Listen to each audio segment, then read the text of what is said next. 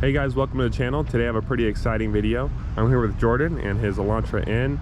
In this video, I'm gonna actually drive it and share my thoughts on the Elantra N and let you guys know if I personally think it's worth the hype. There's a lot of, I'd say the Elantra N has a very interesting community. Yeah, they're pretty hardcore. Yeah, I mean, they're definitely N enthusiasts, that's for sure. They're probably hardcore because of how much value of a car you can get. So they think with that value, yeah, it's just above all else. Yeah, like if this car else. loses to something else that's faster, you know what they're gonna say? Well, the Elantra N's only $35,000. Yeah, and they'll do the octane learning excuse, which yeah, they'll use the octane learning excuse, which is a valid one, but it's something that is kind of inconvenient for people that own this car. But we're gonna go ahead and walk around it here real quick. So I'll share kind of my thoughts on it. Front end, like I said before, it took some getting used to. When I first looked at it, I hated it, and that's probably why it wasn't my first choice. Because when I was looking for a car, I was looking like a G70 or something above that class of this car, and then it just started growing on me for some odd reason. The new facelift does look better in the front, but the rear looks way worse because it has so much more plastic cladding, kind of like the new WRXs. Oh yeah. So the facelift looks way better in the front, but I think this looks way more aggressive than the facelift. The facelift looks very subdued. LED headlights, which is cool. Like the red calipers, and these brakes look to be pretty big. So that's definitely a performance brake right there. Looking at the rear, I don't think the rear is as controversial as the front, in my personal opinion. I think it looks fine. I mean, I got so used to seeing them. It's just like, when something new comes out, everyone's all freaking out over it. Yeah. But then once you see them and you got used to seeing them that way, then you kind of just warm up to it. So when I see this rear end, I'm just like, oh, it's an Elantra N, it's pretty easy. Exhaust sounds really good, which we might go over a little bit later in this video. Spoiler looks cool, and then it looks nice with the window tint you did on there. And then his does have a sunroof because yours is the DCT. Yeah, well, it doesn't come with the manual. 8-speed dual clutch. Let's go ahead and pop the hood and check out the engine. All right, guys, this is the engine. Correct me if I'm wrong, but it's a 2-liter turbo with 276 horsepower, right? Yeah, 276, and then the overboost button gets it to 286. And then what about the torque rating? What is the torque rating on this? 289. 289. Okay, so it's a pretty torquey engine. Yes. If you guys don't know, I used to have a Mark 8 Golf R, and that had 295 pound-feet of torque. So this engine, which is in a car that costs a whole like 10,000 or so less, this engine has almost the same amount of torque, at least on paper. The Golf R was performed really good, but on paper this car has pretty much the same amount of torque. So that's pretty impressive. And then, as you guys know, 8-speed dual clutch. So this is normal. Normal mode.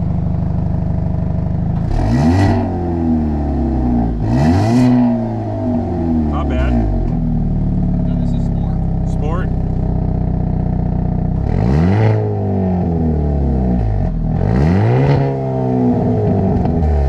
Okay. Stock GTIs, stock Civic SIs, stock WRXs, stock Golf Rs. They don't sound that good. So if you guys don't like messing with the exhaust and you want it to just come from the factory with a good exhaust, this one is the best one for sure. All right, guys, getting in here. These seats are definitely very aggressive. Let me show you guys what they look like. Got the end seats. Light up logo. Light up logo like the BMWs, which is kind of cool. Door handle. Actually, there's quite a bit of room in here. So if you guys don't know, I made several videos on my RS3 where I'm complaining about the room inside because I understand it's a compact car, but it's really tight inside for someone tall like me. This car has a lot of room.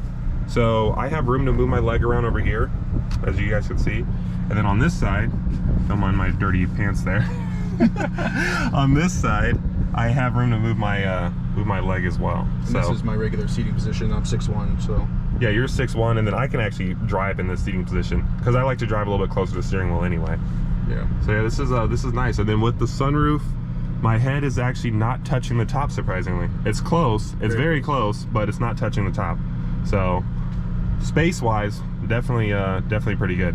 All right, guys, we're gonna take off in the Elantra N now. So right now we're in normal mode, right, Jordyn? Yep. Okay, cool. Definitely tell it's a dual clutch. Yeah, very jerky, especially when the car shifts from second to first. There's a loud clunk, and that's just because the clutches are I don't know if they're disengaging or engaging, but it's kind of annoying because if you don't let it sit in first for a little bit, it'll jerk really bad like a normal clutch would from a manual car. Very stiff steering. Wow. Just wait until you get an N mode. That is very stiff steering. And this is just a normal. Yep. Wow. Yeah, Sport gets into like, you know, the Sport stiffness, and then N gives it to like a Sport Plus, which is much stiffer. And I don't like driving like at that in my custom mode. So right off the bat, it already has good like pickup without having to put your foot down hard, which is nice. And the car is unlearned right now. Okay, so it's unlearned. So Yes. this is not making the full or like the extra power or whatever. No, not learned. No boost stain. Because, you know, crappy Mexico gas. Yes. Okay. It's punchy. Feels nice. Suspension feels good too. Does the suspension change when you change the modes or no? It does. It gets It does, super, okay. super rough. This is pretty nice in this mode. So when I'm in N mode, because when you go in N mode, everything's at the highest See how setting. the brakes are. Okay. Brakes are decent. Everything is at the highest mode in N mode, and I put it down a notch on steering and suspension because of how bad it is. Wow, this steering is definitely stiff. Not to compare this to my RS3, but that is the car that I drive daily. This car has way more get up and go when you're just cruising around. Like the RS3, you have to put your foot down so hard for it to get going. So I do like that you can just cruise around. Let's see, let's put us in, okay, what's the next mode up? So it's Sport mode, so you just hit the drive mode button that's right there. This one? Yep. Okay, So that's Sport. so now we're in Sport. So everything's up one notch, kind of in the middle. It's not like the normal setting, not the N mode setting yet. Okay, so let's see, we'll go straight.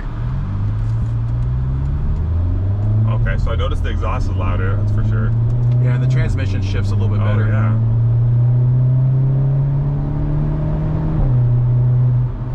Very smooth dual clutch.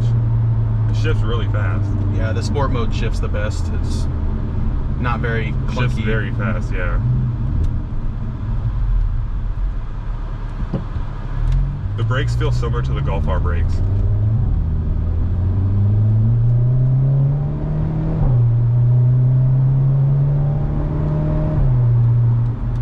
Okay. And suspension still feels good in this mode. Yep. Steering, did it get even more stiff? Oh wow, the handling's good too. Wow, okay. Just wait, dude. Okay. I do like the steering wheel too, it's a perfect thickness. I wish it was flat bottom, but Oh yeah, it's no flat bottom. yeah. None of my cars have a flat bottom steering wheel anymore. Alright, we're gonna take off a little bit here, kind of see how it does.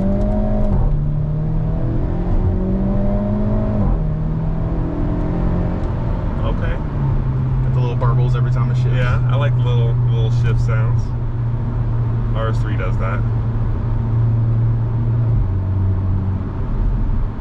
Let's say you're just cruising at 60, you just want to pass somebody.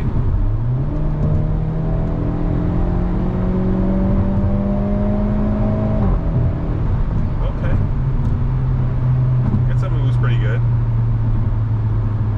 Now mind you, this is in 95 degrees. Yeah, with, 2 people in the car, and it's unlearned, so it's not in its most optimal setting right now.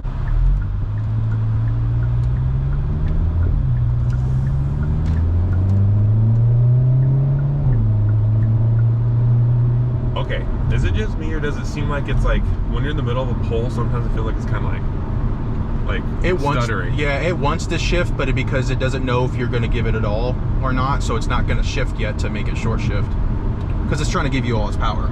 Okay, so where's the... Well, I'm going to try the paddles first, so I'm going to go over to the manual mode here. So if you want to do it, the paddles do N mode, so just hit the right N button. This one? Yep. Okay. Now feel that steering. Oh wow, stiff suspension for sure. Yeah, the suspension I can feel that. is very rough. Yeah, definitely really stiff steering in the setting. Okay, that's fast.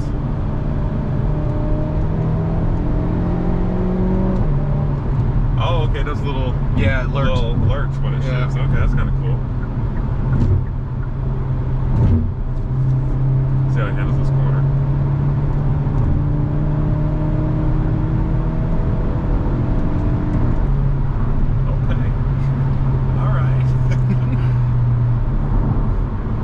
pretty solid performer, I gotta admit. Very fun track daily. And I like the little, got a little bit of burbles and stuff from the exhaust there. The downshifts, yeah. Okay. Now it won't pop as loud because the AC's on.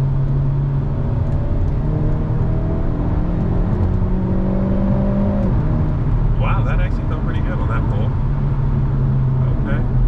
This will go right. Oh, the end mode definitely stiffens everything up. Yeah. Wow. One thing I will say is that I think the brakes could be a little bit more touchy. Mm-hmm. It does seem like I do have to give it a lot of brake force.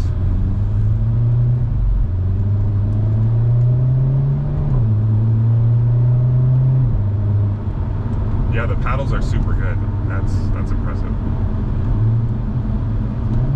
Super smooth downshifts. You hit a little burbles. See if it does first gear smooth. Oh, first gear smooth too. That's good. Some cars, they don't do a smooth first gear like the RS3.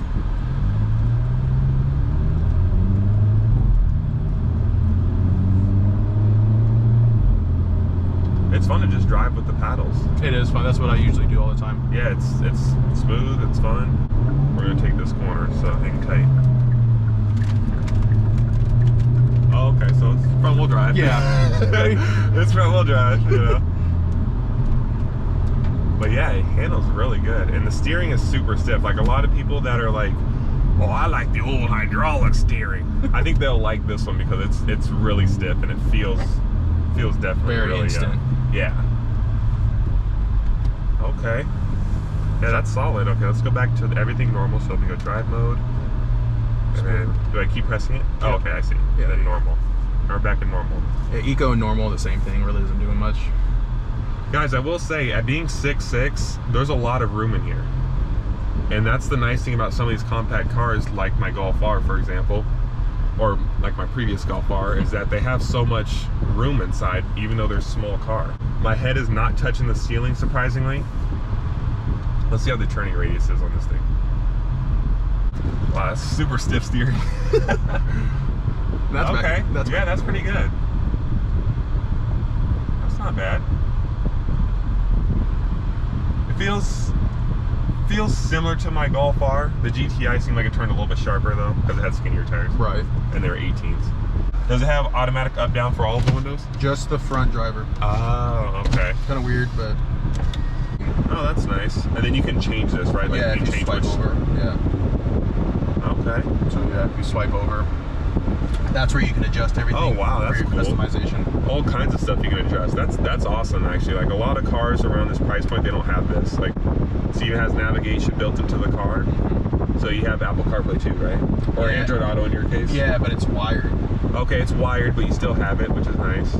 I mean, I don't agree with the people that are like just like so hardcore about. I mean, it's a great about car. anything, to be honest. Yeah. But it's a great car, and I'm not saying that just for the video. I'm actually being serious. Like it actually is really nice. I know a lot of people cross shop this with, let's say, a GTI. As far as this one feels like it has a little bit more like customizability as far as like the modes and how different the modes are and stuff. The GTI is not as like customizable. And then the steering wheel is a little bit more aggressive on this one. It has like the different modes and stuff, the NGS button, which I guess we should have tested that out too, but it's got the NGS button. This one has more space in the back. The front, the GTI has tons of room, but the back, this one definitely has more space. Yeah. So if you have a family, this one's definitely gonna be more spacious.